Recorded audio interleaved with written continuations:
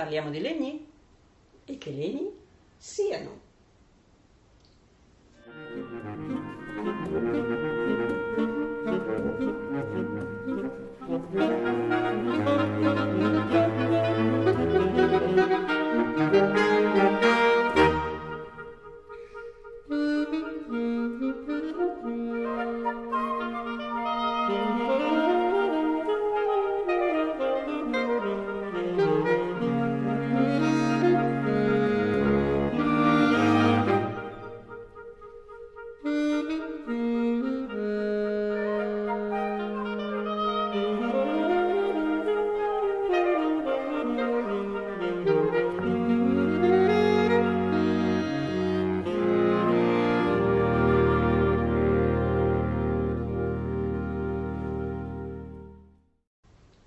Abbiamo ascoltato i legni, o perlomeno un gruppo di legni.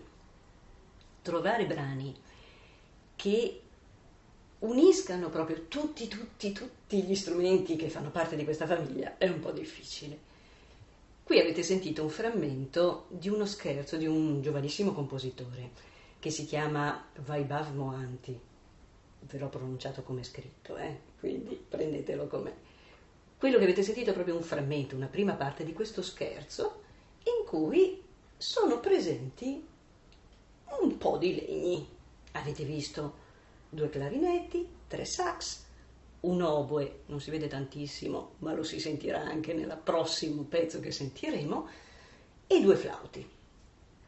E sono già una rappresentanza di quella che è la famiglia, la sottofamiglia dei fiati, cioè i legni. A questo punto parliamo di questa famiglia, di questo gruppo, sottogruppo. Facciamo un discorso proprio di conoscenza. Abbiamo già visto gli ottoni in un altro video, adesso parliamo di quell'altra sezione che, chiamandosi legni, ovviamente è rappresentata nel nome dal materiale, anche se il materiale non è proprio così costante. Avete visto i sax in particolar modo, ma anche il flauto, a maggior ragione, forse il più conosciuto della famiglia. Allora, facciamo prima proprio un discorso sul materiale, su questi strumenti. Alcuni di questi strumenti in origine, come il flauto traverso, erano in legno, ecco perché rimangono nella famiglia.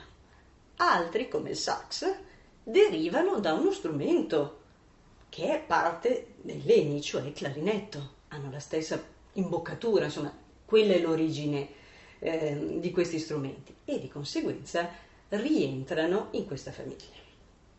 Allora, generalmente noi vediamo un gruppo di strumenti molto protagonista, hanno una sonorità molto versatile, molto duttile, sono strumenti sicuramente agili ma anche con timbriche molto riconoscibili e di conseguenza, come ho detto prima, molto utilizzati anche come solisti, non solo come gruppo.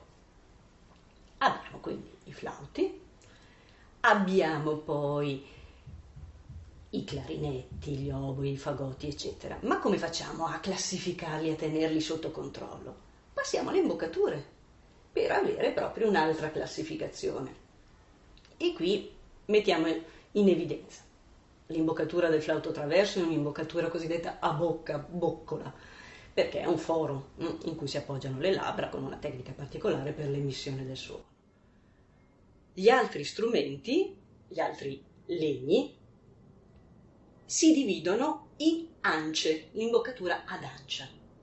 E qui c'è proprio una suddivisione in 2, proprio.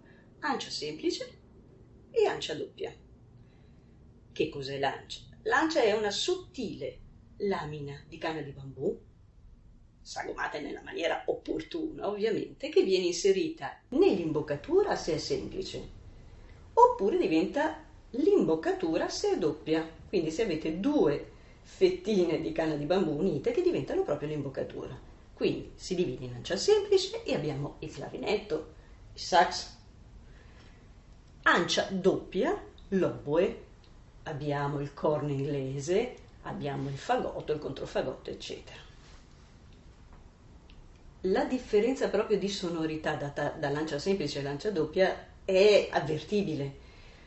Se avete ben presente la sonorità, la timbrica del clarinetto, che è molto libera, sciolta, mentre se sentite ad esempio l'oboe, l'agilità ce l'ha sempre, però la sonorità è un po' più chiusa, proprio perché l'immissione all'interno di queste due fettine crea quell'effetto più chiuso, più nasale, molto particolare, molto riconoscibile. Qui mi soffermo un attimo per aggiungere un'informazione che avevamo già lanciato negli ottoni, ma poi l'abbiamo lasciata così, in aria, cioè il discorso del corno. Qui abbiamo il corno inglese. Negli ottoni abbiamo visto il corno, che come definizione, se si dice corno si pensa sempre e solo a quello d'ottoni, ma che talvolta viene anche chiamato corno francese. Se qualcuno si è chiesto perché francese, perché inglese, e pensa che la risposta sia la più ovvia, cioè l'origine, non c'entra niente. Allora, qui l'etimologia, la nascita, l'origine di questo francese ed inglese è un po' confusa. Allora, se voi chiamate uno strumento corno, ricordatevi è il corno di ottone, punto. Questo dei legni si chiama corno inglese, non si può dividere, è lui. Ritornando al corno d'ottone, pare che, diciamo, la versione più accreditata sia proprio per distinguerlo dal corno inglese. Perché anche se qualcuno dice sì, in Inghilterra veniva chiamato corno francese, sì, però in Francia veniva chiamato corno tedesco. Allora, quindi, come vedete, la confusione da quel punto di vista è totale. Un po' più sostenuta e più vera può essere la definizione, l'origine di corno inglese, perché, anche se non è certa, si pensi derivi proprio dall'angolo che proprio aveva, adesso lo rivedete solo nella parte leggermente arcuata dell'imboccatura, ma un tempo proprio la colonna d'aria aveva un angolo, quindi da corno angolato si è arrivati a un inglese, un po' come il telefono senza fili, inizia in una parola e finisce con tutt'altro. Quindi pare che l'origine sia proprio questa interpretazione mascherata e cambiata di quello che era l'angolo della colonna d'aria.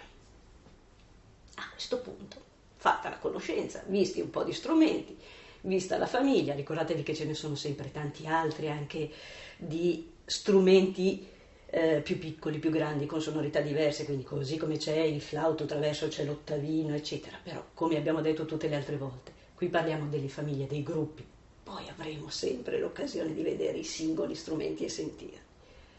Vi lascio con un altro pezzetto, il pezzetto conclusivo di questo scherzo con cui abbiamo iniziato il nostro video. Quindi riascoltatevi questo gruppo di legni che suona per voi e come sempre alla prossima.